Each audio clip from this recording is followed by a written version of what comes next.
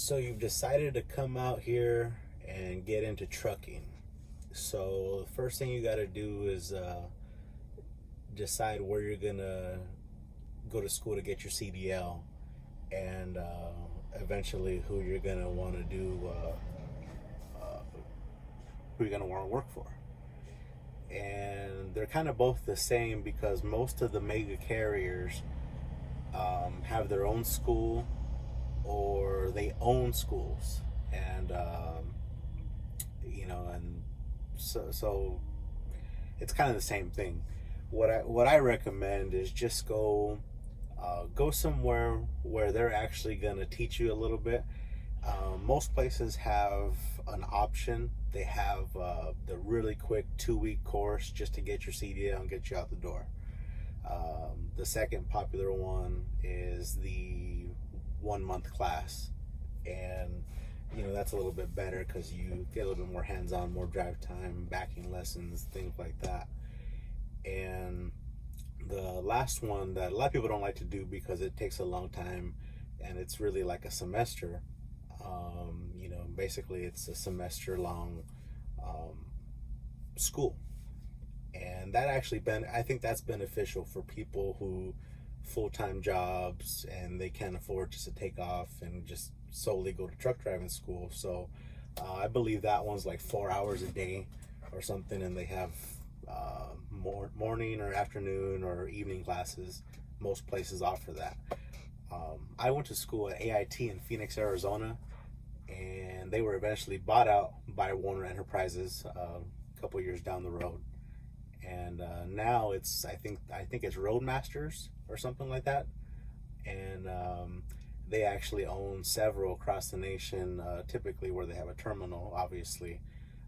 So that'd be Dallas, Phoenix, Fontana, California, Atlanta, Georgia, and they have some terminals in other states, but I think that's specifically where Roadmaster is. But Swift, I believe they have their own. Some of the companies will train you themselves, and then you have to sign a contract, basically for a year of service, and then your debt is paid off. I don't recommend that because you maybe you don't like the company. There's something you don't like. It's not working for you. So I don't recommend that. But not everybody has a couple grand laying around to go to school like that. So that's something to think about. And I think that's why it's important also to make sure you make the right choice from the beginning, and figure out who you want to work for. And when you do that, they'll point you in the direction of how to get your CDL. So you just have to make that decision on your own. But from everybody that I've come to know over the years, and I trained a lot of guys. I trained a lot of guys, and a lot of them came from other carriers. Everybody. There's no perfect company, so you just have to basically decide whose bullshit you want to tolerate, and because no company's perfect. What's good over here may not be good over there, and vice versa, and stuff like that. So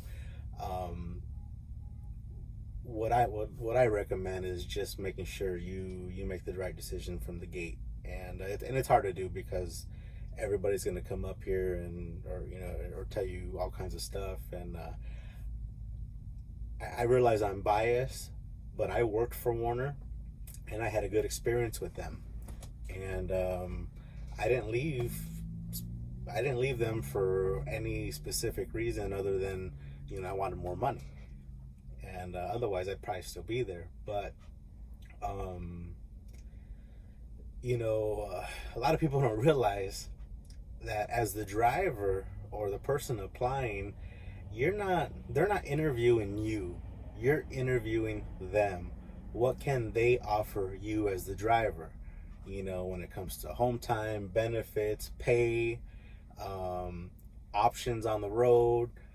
I personally recommend the 48 state dry van solo, because there your pay should be consistent. When you start getting into dedicated accounts and all this other stuff, then your pay could really fluctuate up and down. But so that's the account that I recommend. And something else is when you talk to these recruiters, make sure you double check with these guys, because they'll tell you what you want to hear. Their job is to get you in the door, whether it's true, false, in between, it doesn't make a difference. They're trying to get you to come with them. And so I don't like to lie to people, and especially with this, because you're playing with people's careers and future and stuff like that, and I don't like to mess around with that kind of stuff. So Warner worked out for me. I went through their training. I did the school separate, but I went through their training. Right now their training is they had a pilot program that they were testing out. I don't know if they implemented it or not. But right now you can expect to spend about 4 to 6 weeks on the road. And that's typically at one time, you're going home and stuff like that. You got to get trained first, and then you can start thinking about going home. So, just make sure you grill these guys, and, what can you offer me? And if that doesn't sound good, call the next company. Doesn't sound good there, call the next one. You find one, you set it up. Okay, help me get a CDL, and typically they'll take care of you and set you up for orientation and all that good stuff. And the reason, one is, the mega carriers are the ones that are going to be willing to hire you because they need drivers, whether you're there for 1 week, 2 weeks, a year. They just need somebody in these trucks so that they're not sitting. Typically, most companies have way more trucks than they have drivers, and whatever they can get out of you, they'll take. So, just fill them out. And, when you do decide to come out here like that, just keep in mind, what's going to work out for you. When they offer you, hey, you can be home every weekend, that's not necessarily true. One, that's not necessarily true. And two, it's not always a good thing, because now you're going to start affecting your money, and which is probably the sole purpose that we get into this, is for the money. It's not for sightseeing, it's not for no other bullshit, but it's for the money. Let's not kid ourselves, guys. So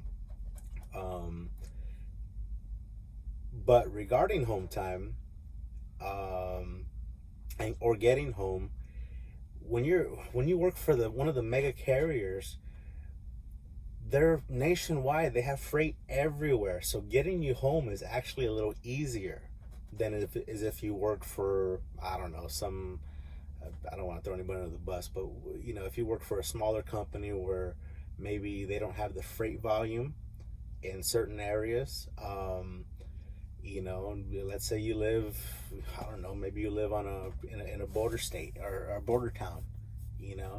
Well, we don't have freight going out there. Okay, well, when am I gonna get home? Where somebody like one of the mega carriers, well, okay, we got freight somewhere. If we don't, switch it with that one, we'll piece it together, we'll get you home. So I had said earlier in the intro video that there's benefits, and that's one of the big benefits, is that they typically have freight going everywhere. I mean, you might sit here or there, but as far as freight goes to get you home, you have a better chance of getting home, not so much on time, but they'll get you home. And because they have freight everywhere. Company I work for, again, Warner, they operate all over the country, Canada, Mexico, and I never had a problem getting home with those guys. Always home a day early, on time, and it was never an issue. Benefits were awesome. Pay, but a brand new driver, they say $52,000 a year. That's true. and it just depends on what you're willing to do. That being said, again, try and stay away from the dedicated accounts, and really, if you want to get the best experience, I think you should do 48 state drive-in, and just go from there, fill it out. So again, there's thousands of other videos on here. Just take a look, see what you want to do.